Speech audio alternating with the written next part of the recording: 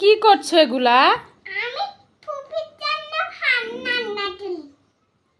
ফুপির জন্য ভাত রান্না করছো না শাক বাছছো তুমি? সাজনে শাক বাছছো ফুপির জন্য? আমার জন্য বাছবে না? তুমি তো সুন্দর বাছতে পারো, তুমি তো বড় হয়ে গেছো, পাকা বুড়ি হয়ে গেছো, তাই না? কত সুন্দর করে বাছছো, ওয়াও, মাশাআল্লাহ মাশাআল্লাহ। কিসের বাটি? এদিকে শোনো শোনো, তো তুমি যে শাক বেছে এই যে এগুলো যে নোংরা করলে, এই দেখো তো কি অবস্থা করলে। আমার হচ্ছে ঘর মোছা ঘরটাকে তুমি নোংরা করে ফেললে। তাহলে ওগুলো এক জায়গায় তোলো, সবগুলো তোলো ময়লাগুলো, হ্যাঁ তুলে তুলে এক জায়গায় রেখে দাও, পরে ওগুলো ফেলাই দেব। এই তো গুড গার্ল, এই তো কত গুড গার্ল। হ্যাঁ ছাইরা তো অনেক পচা, জাফনুন তো অনেক গুড গার্ল, অনেকগুলো তুলেছো, মাশাল্লাহ মাশাল্লাহ। এইভাবে বাচ্চাদেরকে ম্যানেজ শেখাইতে হয়। ওয়াও সুন্দর। এবার আরো বাছো, শাক বাছো।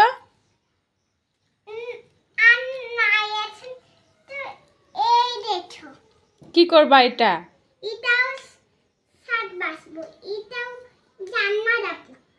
তাই?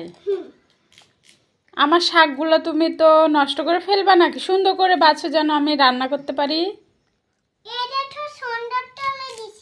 হ্যাঁ ওয়াও, তুমি তো সুন্দর করেই বাছছো বাবা। সবাইকে হাই বলে দাও তো। হাই। তোমরা সবাই কেমন আছো? আজকে সবাই কি দিয়ে ভাত খেয়েছো খালামণিরা বলো?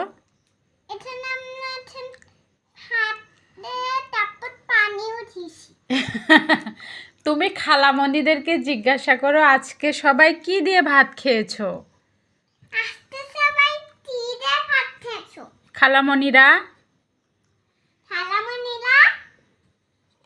আমাদের বাসায় আসো, শাক দিয়ে ভাত খেতে দিব বলো। শাক দিয়ে, সাজনার শাক দিয়ে আমি রান্না করব, সাজনার শাক বলো বলো। ওয়াও সুন্দর হয়েছে, একটু নাচো তো দেখি।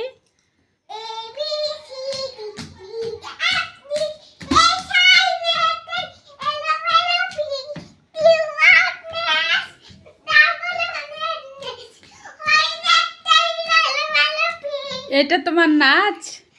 আসলে ও গান জানে না, ও কবিতা জানে, তো কবিতায় ওর কাছে গান নাচ সব কিছু ABCD বলছিল।